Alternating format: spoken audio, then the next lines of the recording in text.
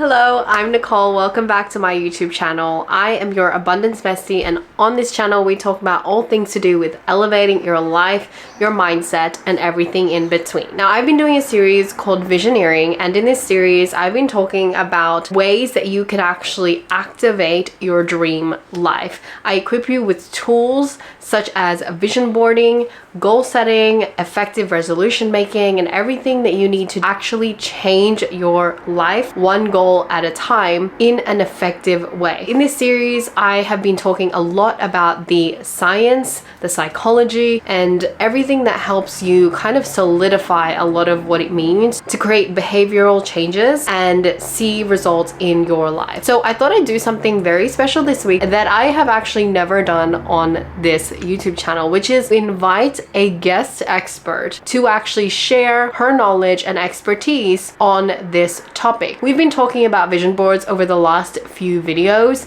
and you guys have been loving the content about the mind and the science behind it. So I have actually decided to invite my friend and co-coach from inside one of my personal development programs. Her name is Tanya Lleigh, and she is a neuro-linguistic programming expert. For this week's episode, I'm going to show you a peek into our conversation about neuro-linguistic programming and how to hack your brain's wiring in order to create the reality that you want faster. We talk a lot about the language tools involved and the shifts that we need to make mentally and emotionally in order to actually realize our goals and to make our vision boards come true. Tanya breaks down the science of vision boards, and it just feels like a mega hack for life. So you're going to want to get your pen and paper or your notes app. Be ready to take some notes because this is going to be a juicy AF conversation. All right, let's dive in. Hello and welcome back to my channel. If you're new here, I'm Nicole, a life and business coach for high functioning women. I'm a self-proclaimed foodie, content creator, educator, and your new abundance bestie. In my world, we talk about all things to do with elevating your life. I post weekly videos helping the everyday woman embody her highest self, create inner wealth, master her mindset, unlock her femininity, and be an absolute boss in life. I create resources, trainings, and host experiences online and in person in order to help you reconnect to your true self. Not the one you think you need to be, but the you that you were born to be. So you can reclaim your power and amplify your voice to lead, love, and create as a woman. If you like my vibe and you want a little bit more abundance in your life, hit subscribe to be notified whenever I drop a new episode, and be sure to check out the free resources in the description below. So today we are talking about the science of vision boards, and we have our in-house coach, my friend, the best person in the world, Tanya, and she's an NLP expert who is going to share with us why and how vision boards work. And I think this conversation is going to be really fun because we are at a time where vision boards are just so relevant, so helpful, and we're discovering so much in the scientific space about why they work. So this conversation is going to be wonderful. And I'm really excited for it because I've been building vision boards for a long time. I've been running workshops on this, helping women really set their goals, their intentions, and build effective vision boards. But today we get to understand it from an even deeper lens. In fact, you're probably going to walk away and be so mind blown. So let's get into it because I'm literally itching to start this conversation. Hi, Tanya. Welcome. Thank you. Hi. That was such a sweet introduction. I feel so blessed right now to be here. Well, tell us a little bit about, firstly, what neuro-linguistic programming is. So, neuro-linguistic programming, or NLP, is a beautiful, beautiful study. Basically, it is how our beliefs, our emotions, our memories, and our experiences, plus the words we use and the thoughts that we have, actually create our programs. They create our reality. They create our entire experience on this planet. And the study really breaks down how our brain and our language truly filter our reality. So today Today's topic I absolutely love because understanding it from an NLP standpoint has absolutely shifted the way that I personally build my vision boards. And I have been so blessed to be able to share it. So I'm super excited to be having this conversation with you today. Well, yes, we're so excited to have you. Well, Tanya, you've been building vision boards before, and what are the things about vision boards that for you find helpful in the practice of, creating your dream life or manifesting or whatever you want to use? People call different things, but what have you found useful about building a vision board? Bits and pieces of information that I've learned from NLP and really just understanding how our brain works, I found super powerful when including in my vision board process.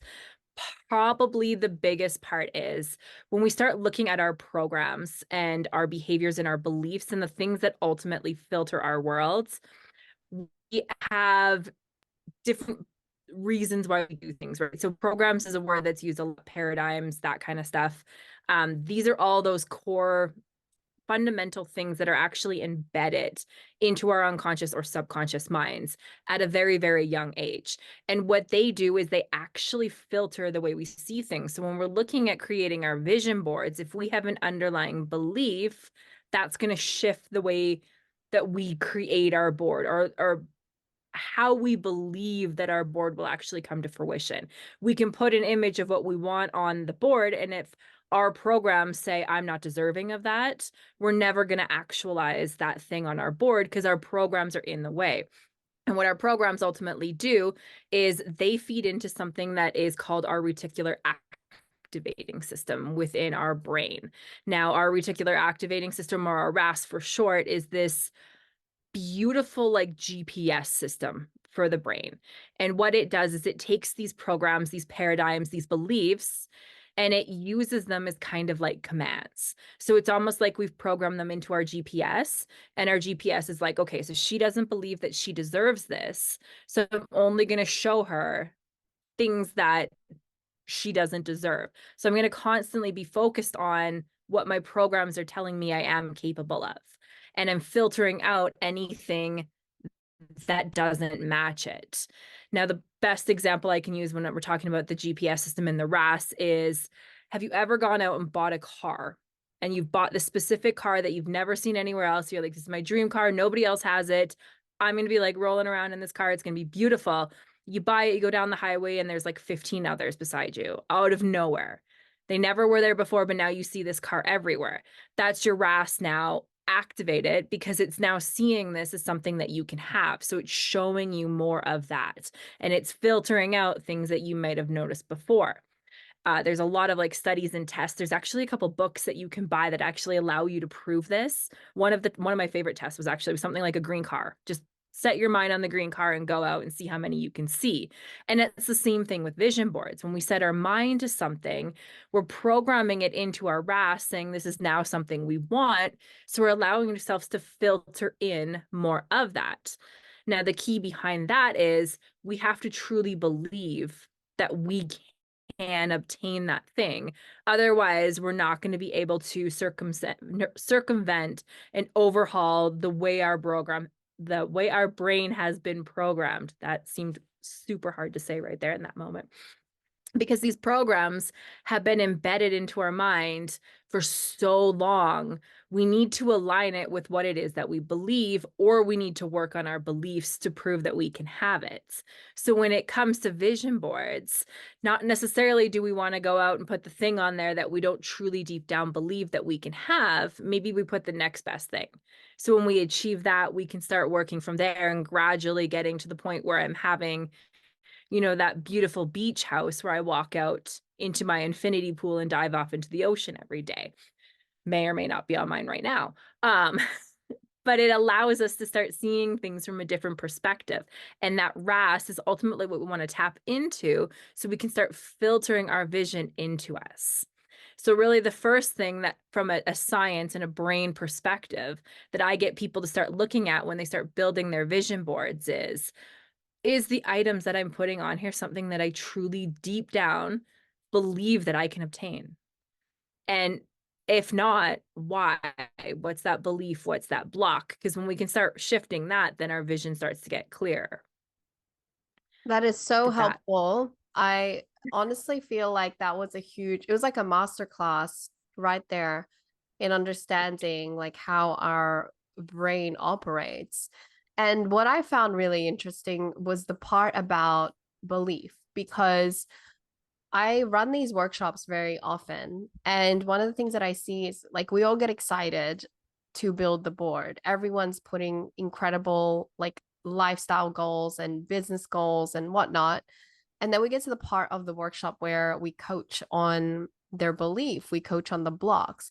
And it's like 70% of the room are like, okay, I've built the board, I'm excited about it, but I just don't believe it's possible. Like, if I'm being really honest, my brain goes to the how.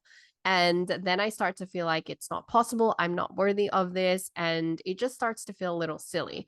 And I think this also speaks to why a lot of people don't even build a board to begin with, because it's pretty courageous to put your dreams down on paper and to have other people see them. So I'm wondering if you could share more about like how we can get ourselves to believe, or how we can increase our belief, particularly from that NLP standpoint, because you teach tools in our programs and in your own programs about the power of language. great, great question, because I do agree that's why a lot of people don't even start the process in the first place. And the biggest tip when it comes to looking at our beliefs, it's truly our language around that. So there's a couple different directions that I can go with this. I'm going to bounce back and forth here. The first one is we need to know what words we're using when it comes to our goals. So we need to trust that we deserve it, but we need to speak to that, almost speak it in to fruition. I hate the analogy fake it till you make it. However, when it comes to our language, that's almost the stance we need to take. We need to speak it into existence. If I'm saying that I want this house, I have to actually use words that indicate that this is the house that I'm going to get. I mean, the layer underneath that is I have to believe what I'm saying, because if I'm just saying it, not believing it, there's going to be a gap and a disconnect there too. However, we want to start using language that is telling ourselves that this is what we want. So I may not have the house yet being that key word there. However, in the next 10 years, this is my reality. And it's speaking it and using language that allows us to start tapping in and telling our minds that, yes, this is not in my current reality yet. However, it is coming. And truly believing that.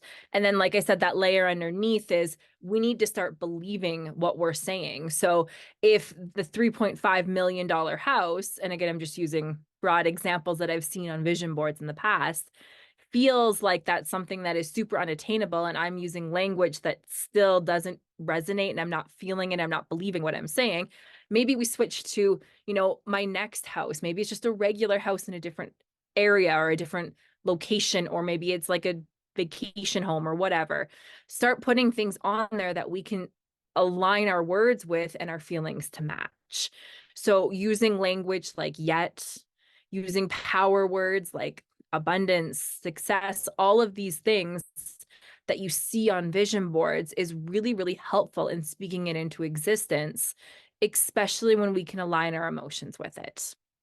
That is a huge aspect of that. The other part of it is our mind doesn't know the difference between the past and the future. All it really knows is the now.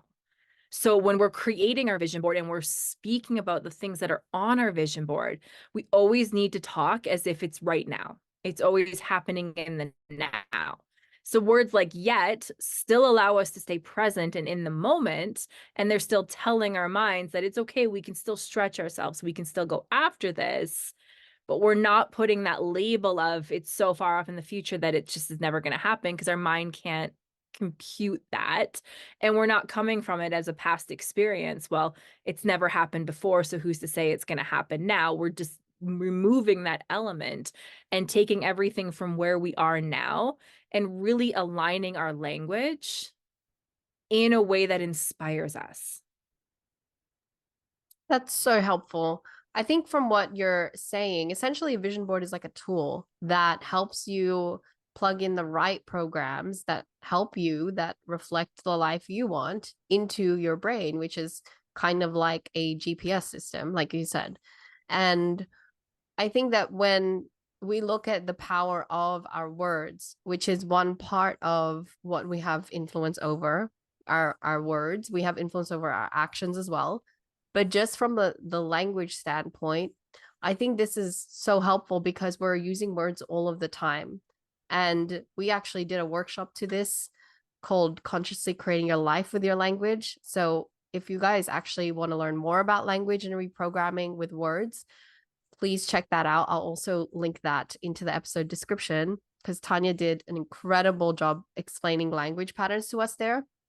But I wanted to go into like the power of actions as well, because the behavior part of it is how we begin to really solidify it. And I think words always go well with actions because, they're kind of like your words or your thoughts are your roadmap. Your actions are like your declaration to the world. At least that's how I see it. And so many of us are believing or telling ourselves we believe that we deserve a higher income or that we deserve a partner, even though we've been single for like 5 years. And yet our actions and our behavior says otherwise. We're not dressing at our best. We're not showing up at our work like we are worthy and deserving of a raise. Like we're doing the complete opposite and staying in our existing habit loops. So could you speak at all into the action component of it and how to maybe work with our vision boards to solidify or to create something into existence that we feel like feels unattainable right now, but it is actually very possible? Yeah. This one's kind of tricky. And I love that you brought this up because any traditional form of vision board, we're often told, especially when it comes to manifestation, you don't worry about the how. And the how is ultimately the action, right? However, the truth is, we have to take action in order to attain the things that we want. And the actions we take or the lack thereof often truly reflect a lot of the programs and the beliefs that are going on underneath the surface. So for the example that you had used of maybe you want the dream partner, but you've been single for 5 years and you're staying in those habit loops of doing the single things versus allowing yourself to take the actions that somebody who is in a relationship would take, that's telling you deep down that your programs and your beliefs are maybe I don't deserve to meet this person. Maybe I'm not ready. Maybe whatever XYZ belief that you can insert in there is. So it's really taking the images and what we're putting on the vision board, because every image or everything that we put on our vision board is very intentional. If you're not putting an image on there with intention, it shouldn't be on the board to begin with. So using those intentional images and asking yourself what feels right to do. What is the version of me who is already living in this house, who already has this relationship, who already has this raise? And I'm going to paraphrase this because I'm a female, but who is she? What actions does she take? And then working backwards. So who do I need to become in order to have that? And then aligning our actions with that.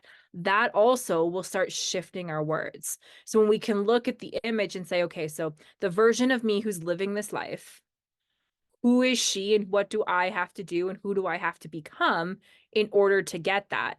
That language is going to start shifting in your mind. You're going to start using different words that are more empowering, and you're going to start taking actions out of pure desire, out of pure, this just feels right. This feels connected. This feels aligned. And that's where those actions start to spin off. Because the action piece truly, you may not need to know the how of how I'm going to make $1 million. I'm going to trust the universe is going to bring it to me. But if I'm sitting on my butt scrolling TikTok every day, chances are those actions are not in alignment, right? So it's really allowing yourself to step into that mindset of who do I need to become in order to achieve this? And what does the version of me who's already living this reality, what actions does she take? And the more you ask yourself that question and you follow those gentle, intuitive nudges that come with that, the more you're actually starting to rewire different areas of your brain, and you're going to shift your belief system. Your programs are going to shift, your habits are going to shift, and everything's going to kind of start this beautiful cycle of switching things.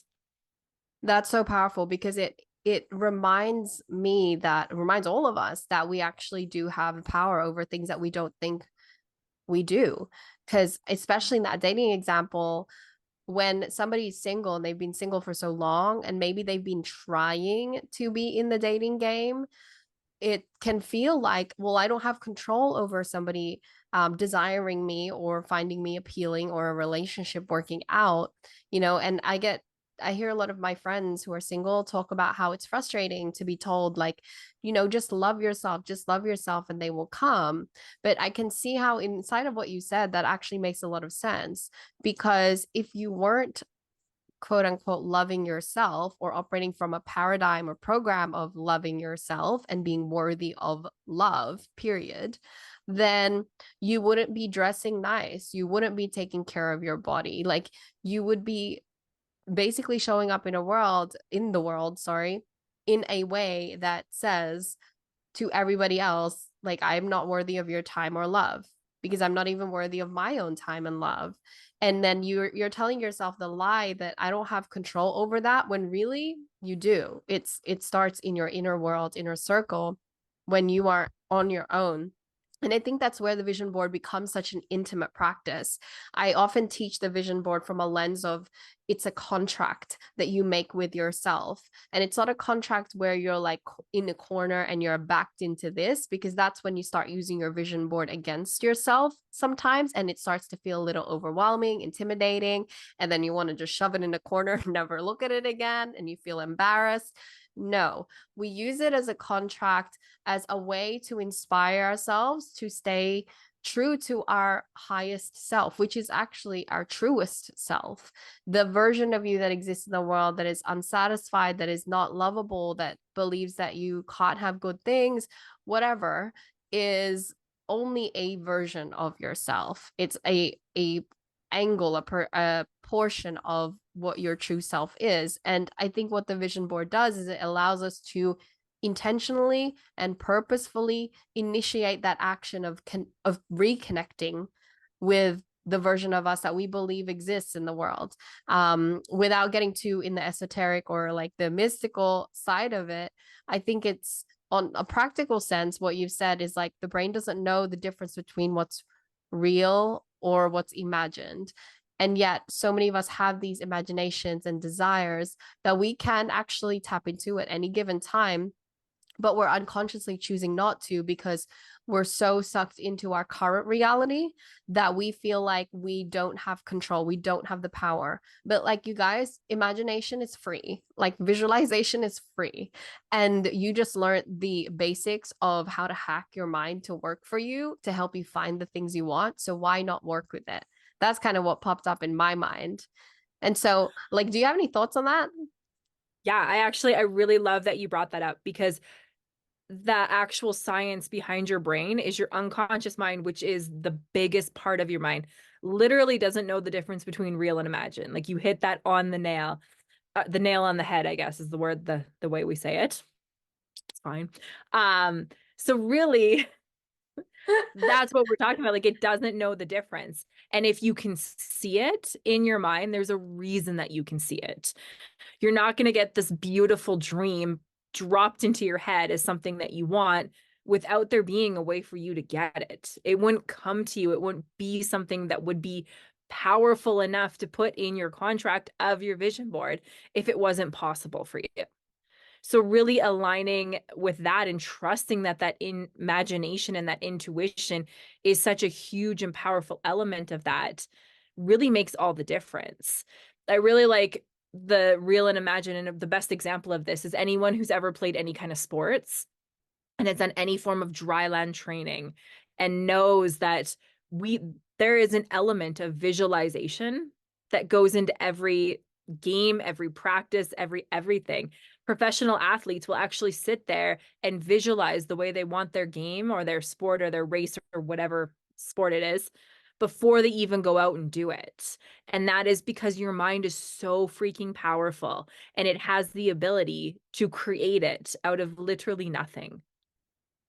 So speaking of the intentional like activation or working with your board, a lot of people think, well, I just need to be motivated. Like that's all I need to do. Be motivated, have willpower, and kind of just like stick to the rhythms. Where does the like unconscious mind kind of come into this? And the neuro-linguistic programming aspect of like willing yourself into a result. First and foremost, I believe so. Willpower is finite. We only have a certain amount of it in any given day. So when we try to will ourselves into doing something, ultimately what we're doing is we're using our conscious mind, our logical thinking brain, which actually only makes up 4% of our reality, to overhaul the rest of our mind. So we're using 4% of our brain's capacity to overhaul 96%. So we only have a certain amount that we're able to do in any given day. And once we're out of our willpower, out of our motivation, that's when we find ourselves defaulting back to our habits, our routines, our cycles, because our brain can't, the 4% really just can't overtake the 96. It's not possible. So it's where we need to start developing new habits and creating new beliefs. A belief change will get you a lot further than willpower. The prime example of this is when we look at any type of health or weight loss platform. If we're using our logical brain, which is again finite, to overhaul habits that we've had for years without trying to go after any of our beliefs or any of our programs, we're in essence working against ourselves. And that's a lot of the times we'll see people on these up and down yo-yo diets because they'll do really good to begin with using all this motivation. And then as soon as they run out of that willpower, they default back to what is deep or programmed within them. So motivation is fantastic. Willpower is great, yet finite. So it's really shifting the way you're seeing things and shifting what you believe to be true about yourself and about what it is that's on your board.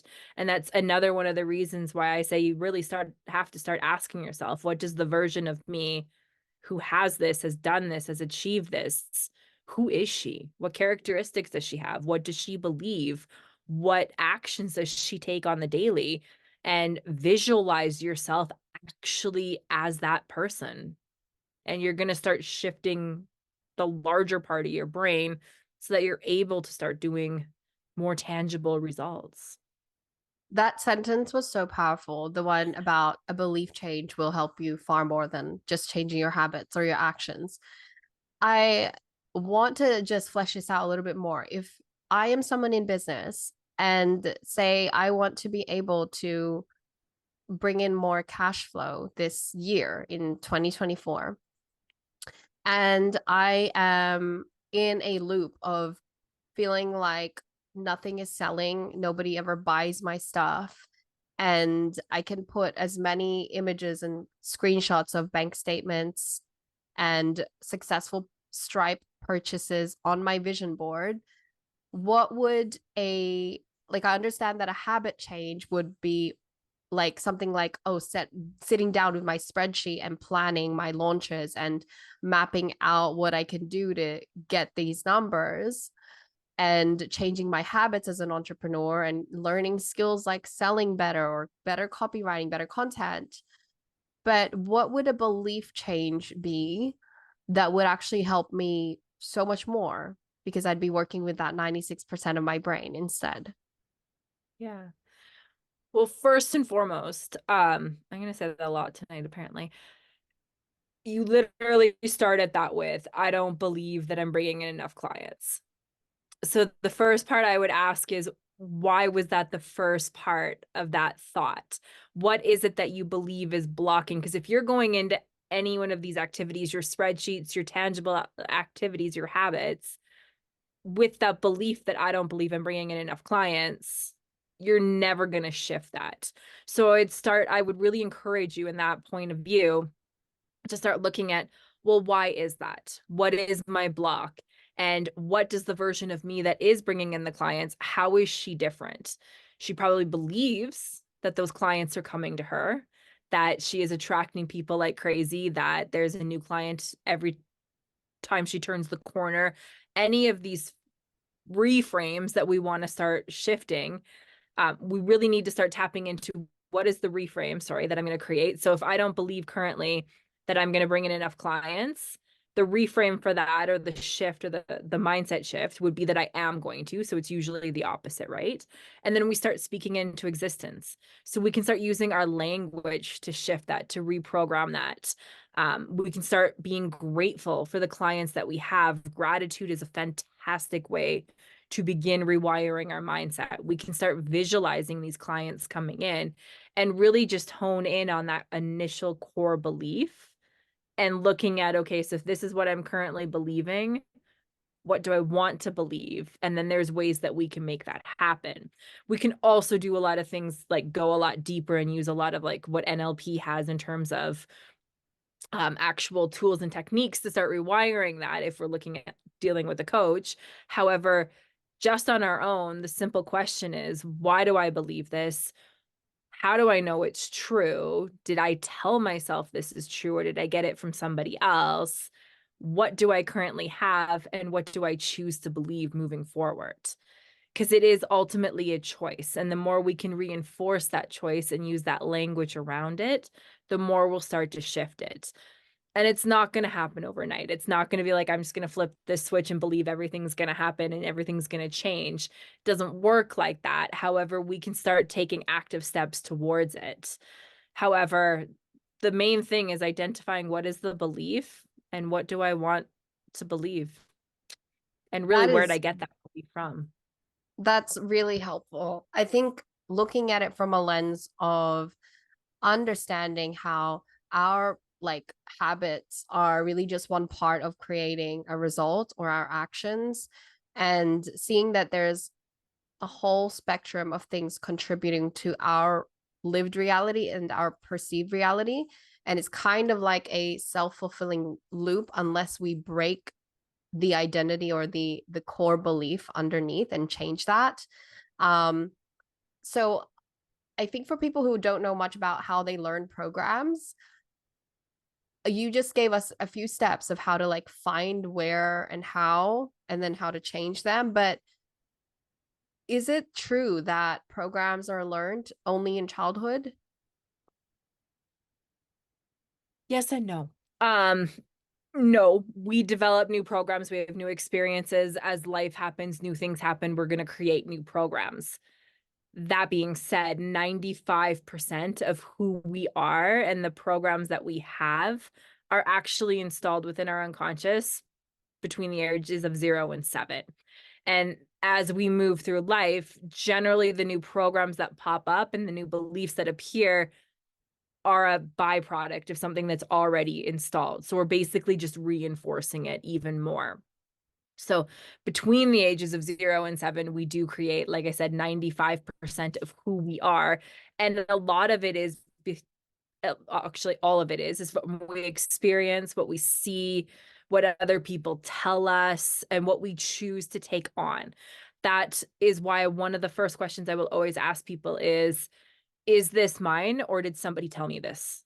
Like, do I actually believe this, or was this something that was taught to me? Because yes, our programs shift. Yes, we get more beliefs, fears, programs, all these paradigms installed as we grow. They're usually just compounding on what's already installed. So yes and no. That's super interesting, because back to that example of like a business owner who perhaps feels like they can't break this money ceiling or keep becoming broke over and over and over again on a loop. It's like they can take all of the money classes and do all the budgeting and hire all the team to build the systems, yet their behavior is still going to come down to that of someone who is perpetually broke, because they're just going to self-sabotage any other reality because that programming hasn't been checked or properly, I guess, I don't know, audited maybe. I think that's really helpful because it speaks to our not just the creation of the vision board and when we build things on our board that we want, but also that relationship that we have to the board. And a lot of people think that it's just this activity you do once and you get excited and that's it. But I believe it's like a relationship where you have to maintain that relationship. Your board gets to get an upgrade every now and then, or your board can shift in what its focus is, or, how often you relate and sit down with it, what you feel every time you see it. It needs to be an active relationship. And I think that your board can also give you feedback by you feeling out or noticing what emotions are coming up for you, what thoughts come up for you. It kind of shines a light or points the direction of what we need to focus on in terms of maybe the beliefs that are not aligning to the version of us that needs to exist in order to actually create and manifest this vision. And I've used it personally in that way where I try not to just have this board on a wall and that's it. I really try to activate it by doing meditations. I'll take certain images and carry them in my mind, rehearse the storyline around it, practice the sensations of like touch, taste, smell, and go on a walk and imagine like I'm walking by the beach where I am going to be living. Like, I try to activate it in these ways because I just believe that vision boards are not just about the creation process, but about the relationship that we use or that we have with this board. So, to begin to wrap up, Tanya, I'm wondering if you could give us any tips or advice for how we can build a more effective vision board that perhaps we haven't mentioned in this episode yet. Can I backtrack for 2 seconds before I answer that? Yes. So I love what you just said about the relationship, and you're 1,000% bang on. The other beautiful part about our vision board is sometimes it can tell us the things that we need to evaluate. So when we sit down and create a vision board, I know for a lot of us, there tends to be a theme to it at any point in our given life. Tends to be one area of life that is a little bit more heavier on the vision board than others. Maybe it's your love life, maybe it's the career. Those can also be indications of things that maybe we don't necessarily believe that we can achieve yet. So when we're looking at the relationship with the vision board, if there's a certain theme in our life that we're constantly like, I need 10 images of money because I'm not making enough money, there is that element, that relationship too, which allows you to do that self-audit with the programs that we were just talking about. So just wanted to add that little bit. In terms of tips, yes, lots of them.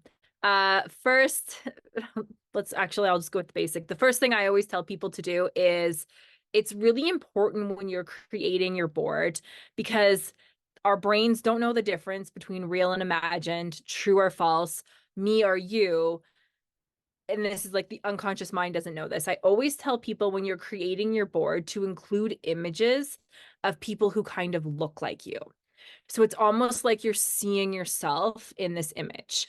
So this is audio, you can't see me, blonde hair, blue eyes, that's me. So when I'm creating my board, if I'm, say, wanting to create the vision of me on stage speaking to people like a TED Talk type thing, I will always find a blonde girl who kind of looks like me to be in that image. If I'm looking at the relationship, like my vision board right now, there's a bunch of blonde girls. They may not be me because I haven't achieved it yet. However, I'm telling my mind that this is something that I want. Your unconscious mind, if it's seeing it through your own eyes, believes that it's already attained it. Whereas if it's seeing you in the image, you're telling your mind, this is something we've yet to achieve. This is something we want. So putting images and people in there that look like you is going to help trigger your mind to go after the things that you're actually desiring.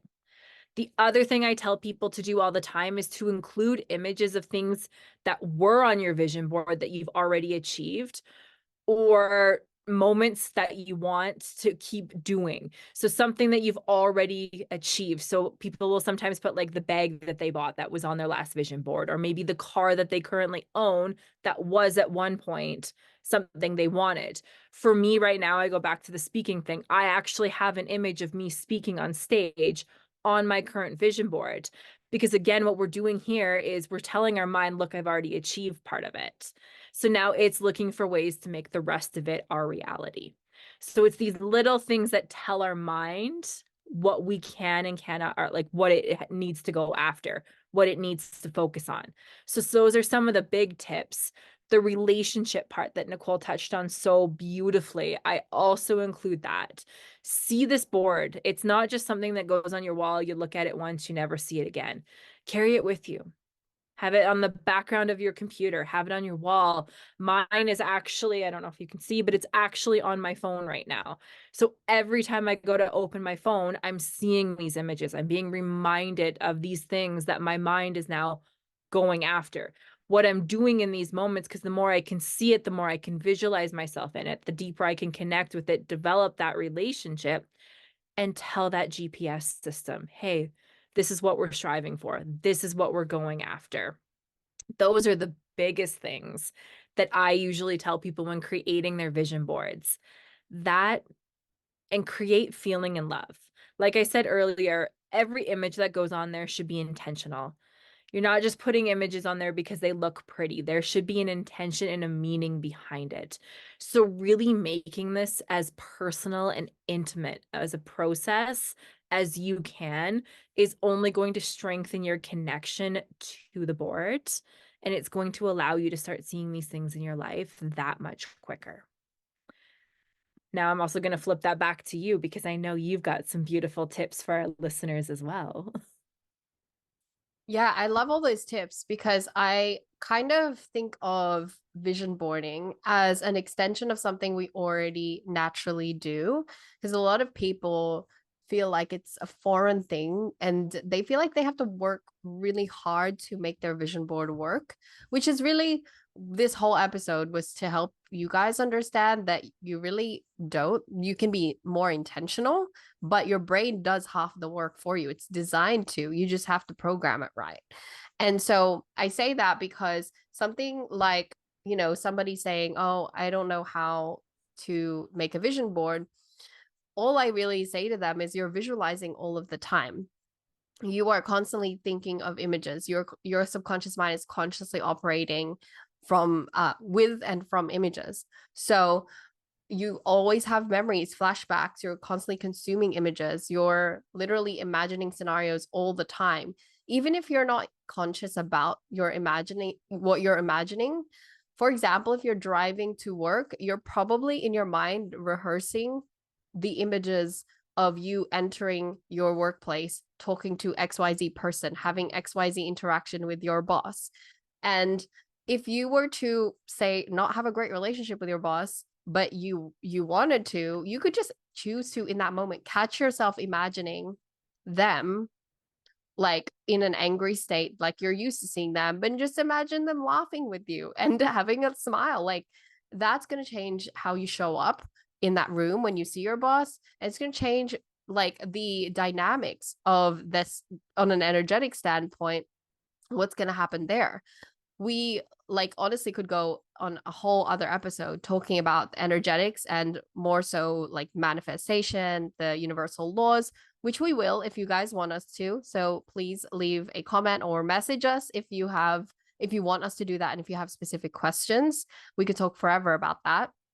But for me, that's one of my main tips. It's the really incorporating the visual rehearsal part of it and recognizing how easy and effortless this skill actually comes to you. It's just about reining it in and using it as often as possible, as consistently as possible to rehearse the life and the emotions that you do want.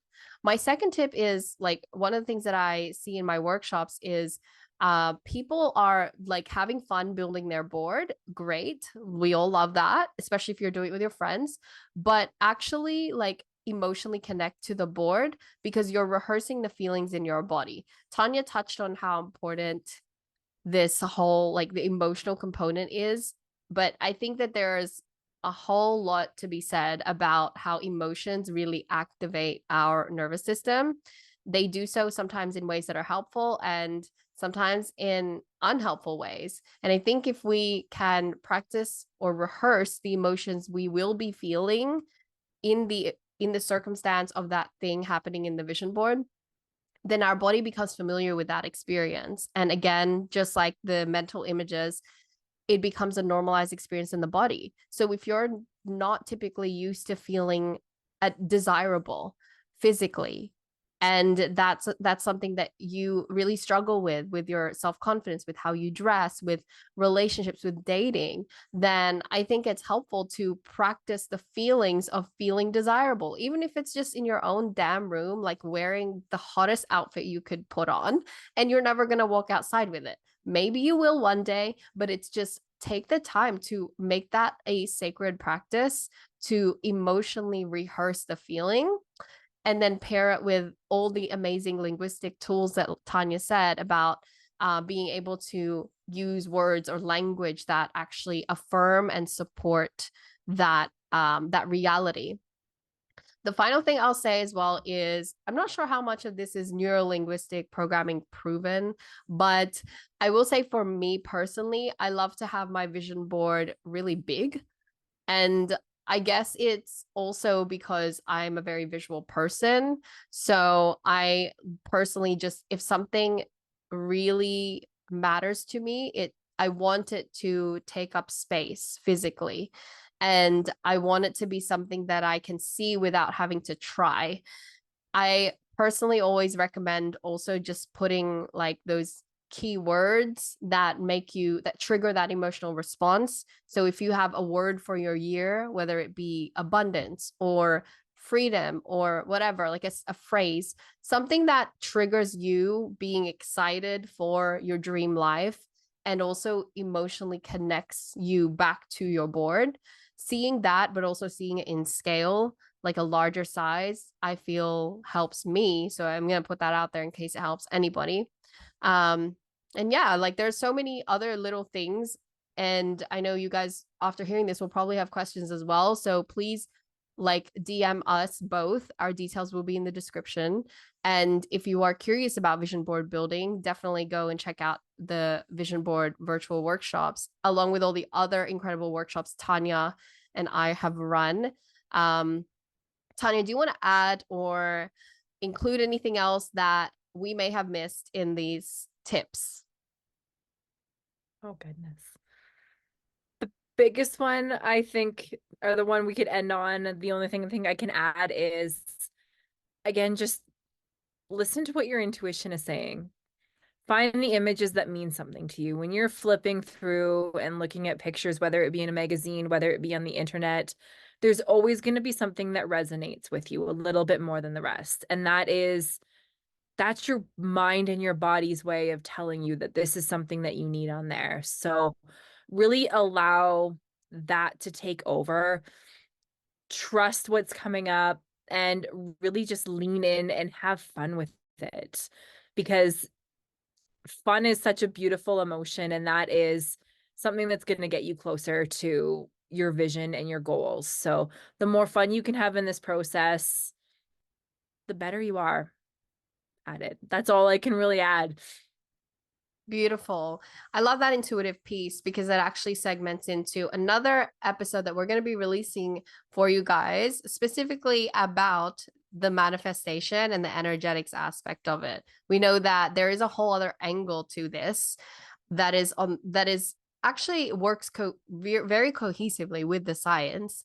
And we want to talk about it because it's something that I feel like when we understand that dimension, it just brings so much more depth to how we can consciously create our lives, and also to the practice of vision board creation. I want to encourage you guys to lean into what Tanya just said as we wrap up this episode. Remember that at the end of the day, like the underpinnings of why we even have the ability to imagine, to visualize, and whatnot is because we're designed to grow. Even from a like scientific standpoint, our genetics, our wiring are literally here to help us grow and to expand. Yes, there is resistance and yes, there is discomfort, but those are also part of our biology. They're part of the process of growth, but our bodies are not designed to stay the same. Nature teaches us that we are not here to be static and stagnant. So if there's anything you can take away from this episode and these tips that we've given you about vision boarding, it's that there is a version of you that is truly happy, truly peaceful, truly joyful, and that version of you is accessible. And these tools are really just here to help you bridge that gap and embody and live in that reality now, today, without having to wait or having to delay. And I think that's what brings the freshness and the excitement to life and to the journey of becoming your best self, because there's so much growth that we can experience in this life, but we want to experience it in an enjoyable way, because that's what life is about. Okay, thank you everyone for joining this episode. Thank you, Tanya, and hopefully you guys will join us inside of the rest of this series. I don't know about you, but I feel like I just got the keys to elevating my life and creating lasting change, and it was so simple. What I love about the dynamic between Coach Tanya and I is that we flow so well together, and this is why we've decided to create a program together to help you step into your best self yet. And this program runs for 12 weeks. And just for you watching this video today, we're offering you a huge discount. So to claim your discount, you can read all the details below and you can apply to be part of the next round of our program called Embody. The other thing that Tanya and I have done is actually create a community. Now, this is a free Discord community that you can be a part of today for zero cost. We go live and coach you every single month, and we help you get through the block and the mental drama that your brain wants to present to you that's stopping you from elevating your life. Not only that, inside this community, we provide you lots of free resources, private podcasts, trainings, and exclusive worksheets that you do not get anywhere else from our communities. So if you have actually enjoyed this conversation and you want to learn more from us, maybe you are ready to step into the embodiment journey, come join us inside the I Am Her Collective. All the details to access the group will be in the description below as well. Okay, I'll catch you in next week's episode. Thanks for joining me. Bye.